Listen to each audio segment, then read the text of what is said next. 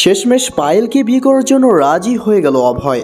Guys নিয়ে আসলাম ভাগ্যরেখা ধারাবাহিক নাটকের 179 নম্বর এপিসোডের সুন্দর একটি এক্সপ্লেনেশন। সো গাইজ চলে যাবো মূল ভিডিওতে। তার আগে আপনাদের কাছে ছোট্ট একটি অনুরোধ, এই নাটকের সমস্ত আপডেট ভিডিওগুলো সবার আগে পাওয়ার জন্য আমাদের এই চ্যানেলটি সাবস্ক্রাইব করে পাশে থাকা বেল আইকনটি বাজিয়ে রাখবেন।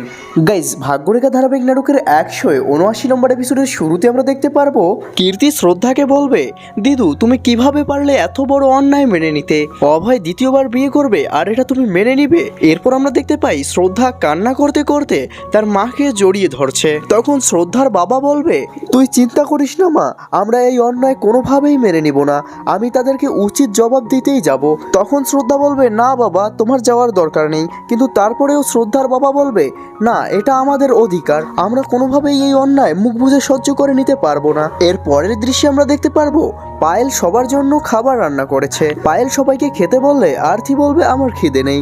অভয়ের বাবাও পায়েলের রান্না করা খাবার খেতে চাইবে না। এরপর আমরা দেখব শ্রদ্ধার বাবা মা অভয়দের বাড়িতে চলে এসেছে এবং এসেই শ্রদ্ধার মা এবং বাবা মিলে অভয়ের বাবাকে জিজ্ঞাসা করছে, আপনারা কি শুরু করেছেন? আমার মেয়েটার জীবন নিয়ে আপনারা এরকম ছিনিমিনি করতে পারেন না। তখন অভয়ের বাবা মেহমানদের সাথে খুব বিনয়ের সাথে কথা বলছিল এবং বোঝাতে চেষ্টা করছিল এই পুরো ব্যাপারে তার কোনো হাত নেই। এরপর আমরা দেখব পায়েলের মা পায়েলকে বলছে মেহমানদের খাবার দাও।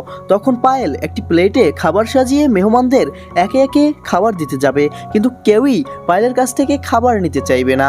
একে একে যেতে যেতে পায়েল তখন কীর্তির সামনে গিয়ে খাবারটি দিতে ধরবে। তখন কীর্তি নিতে না চাইলেও কীর্তির কোলে থাকা তার সন্তান খাবারটিতে লাথি মেরে ফেলে দিবে, আর সেই খাবারগুলো পায়েলের বুকের উপর গিয়ে পড়বে। পায়েলের কাপড় নষ্ট হয়ে যাবে, আর এতে করে সবাই একটু মজা পাবে। তখন আমরা কীর্তি এবং বুয়াজিকে এই বিষয়টি নিয়ে হাসাহাসি করতে দেখব, আর পায়েলের মুখ একদম অমাবস্যার রাতের মতো হয়ে যাবে। অন্যদিকে আমরা দেখব অভয় শ্রদ্ধার কাছে অনুরোধ করছে যাতে শ্রদ্ধা দরজা খুলে দেয় এবং শ্রদ্ধা যেন অভয়ের সাথে যায়। তখন শ্রদ্ধা বলবে, না আমি কোনোভাবেই তোমার সাথে যেতে পারবো না। তখন অভয় বলবে, আমি আমার মায়ের সাথে কথা বলবো, তুমি আমার সাথে চলো। কিন্তু শ্রদ্ধা কোনোভাবেই দরজা খুলে দেবে না, যার কারণে অভয় শ্রদ্ধাকে বলবে, ঠিক আছে তোমাকে যেতে হবে না, এখন তোমরা সবাই আমার জেদ দেখবে। এই কথা বলে অভয় সেখান থেকে চলে যাবে। এরপর আমরা দেখব বাড়িতে পুরো পরিবার একত্রিত হয়ে আলাপ আলোচনা করছে, আর সেই মুহূর্তেই অভয় সেখানে চলে আসে। অভয় সবার সামনে মাতলামি করে অনেক বেয়াদবি করছিল, আর এটি দেখে অভয়ের বাবা অনেকটাই রেগে যায়। এরপর অভয় মাতাল অবস্থায় বলে, আমি পায়েলকে বিয়ে করব। অর্থাৎ অভয় পায়েলকে বিয়ে করার জন্য রাজি হয়ে যায়। তখন বুয়াজি অনেক রেগে যায় এবং রেগে গিয়ে অভয়কে বলে, অভয় তুমি কি বলছো এসব? তোমার কি হুঁশ আছে? তুমি কিভাবে বলছো তুমি দ্বিতীয় বিয়ে করতে চাও? অভয় তখন খুব বেশি বেশি মাতলামি করছিল, যার কারণে অভয়ের চাচা তাকে থাপ্পড় দিতে গিয়েও থেমে যায়। এরপর বরুণ অভয়কে নিয়ে রুমের ভিতরে চলে যায়। এরপর আমরা দেখি বুয়াজি এবং কীর্তি শ্রদ্ধাদের বাড়িতে চলে গেছে। সেখানে শ্রদ্ধা, কীর্তি, বুয়াজি এবং শ্রদ্ধার মা মিলে তারা আলোচনা করছিল, আর সেই অবস্থায় বুয়াজি বলে, আমি কোনোভাবেই এই বিয়ে হতে দেব না। তখন তারা আলোচনা করছিল পায়েলরা কিভাবে তাদের বাড়ির গহনা চুরি করেছে, আর এই বিষয়টি কীর্তির শাশুড়ি লুকিয়ে লুকিয়ে দেখেছে।